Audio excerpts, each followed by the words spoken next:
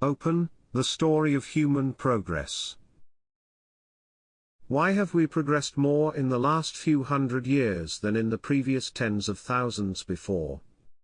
Johan Norberg has written a magnificent book that gives insights into our current world, the state we are with all the polarizations and conflicts, but also how fragile our success is, and why it is not guaranteed to last.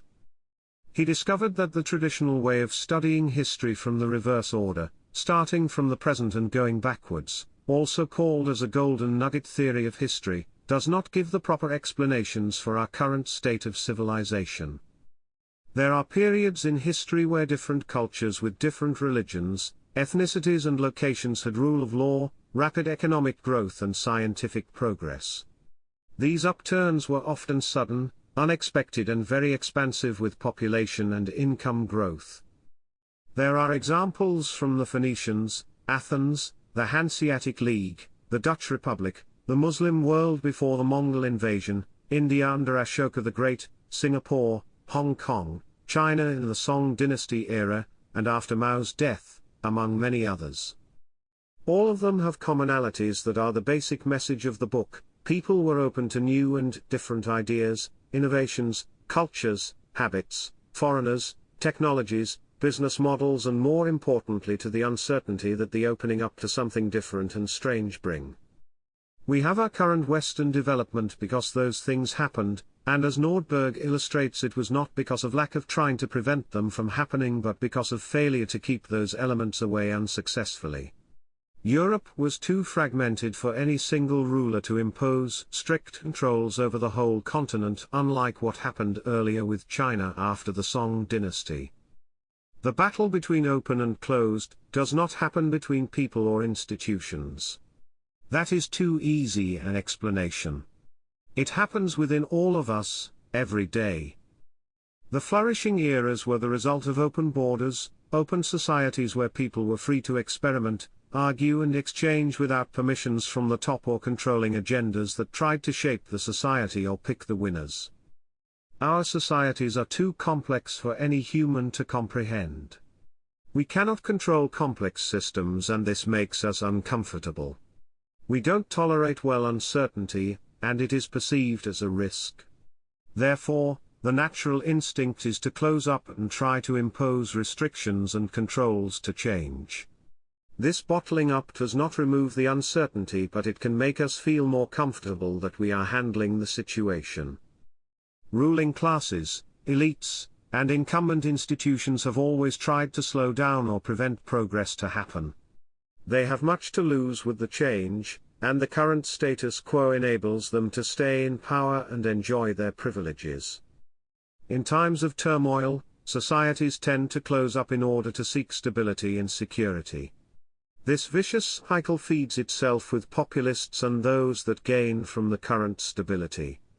Often, those who will lose the first and have the most at stake are the very people who are enabling the closing up process en masse. Protectionist measures will hit the hardest the low-income and unskilled people when their productivity cannot be sustained by the slowing down or even reversing of economic growth. People have always cooperated. We have trucked, bartered and exchanged at least the last 300 years. Homo sapiens have unique traits that make us different from Neanderthals: intelligence, language and cooperation. The game theory experiments have shown that less time we have to make a decision the more we cooperate. Homo sapiens had an advanced division of labor from early on. Raw materials and goods were exchanged from great distances. The more people trade between each other, the less ruthless they are. Big cities are examples of this in practice. They are the wealthiest and the residents are more open to globalization and new ideas. The interaction between different people and ideas is seen as mutually beneficial, and we extend our openness and cooperation to new, strange people. Why are the earliest found written records transactions, prices of goods and ownership titles if they were not crucial to humans? First things first, and all the rest including philosophical and religious writings came afterwards. It may not be the most thrilling moments to realize that the first written historical records are written by some ancient accountants. The paradox is that the only way forward is to tolerate uncertainty and hold back the controlling urges for the unpredictable and unforeseeable to happen. Progress happens when many people do individual decisions and experiments, and someone gets through with new discoveries and solutions, often by lucky coincidence, like Matt Ridley has described recently in his latest book. The more people we have in this complex system interacting in unpredictable ways, the greater the total outcome for the whole society. The benefits are distributed unevenly between the original innovator and the rest of the populace. On average, a new innovation benefits the founder only around 2.2%, and the rest of the social value goes to the society. Just think about the iPhone, the internet, or any other wonders we have now but that did not exist a few decades ago. The reverse is also true. The less people we have that can gain insights and knowledge, be productive and creative, the less opportunities there are for progress, well-being, and total advancement in society to happen and materialize. Norberg argues that because we have so strong tendencies to tribalism by our very nature, we need an open world to counterbalance those forces within. The economist Brian Kaplan has concluded that trade and immigration are some of the most polar opposite topics among the majority of people from the conclusions of economic scholars. They are perceived as zero-sum games instead of generators of vast mutual gains for parties involved. Voluntary interaction and open economy are complex systems that we cannot perceive. It is impossible to keep track who has contributed what and how everyone is getting their share of the wealth created. Most of our human history, the zero-sum has been the norm when we did not experience progress, innovations and economic growth. False instincts come in many forms. The physical fallacy states that objects have constant and true values instead of subjective values based on people's preferences. This feels wrong to our equality-matching brain that does not perceive things as fair when circumstances have changed, and valuations as well. What was valuable yesterday may not be in demand today.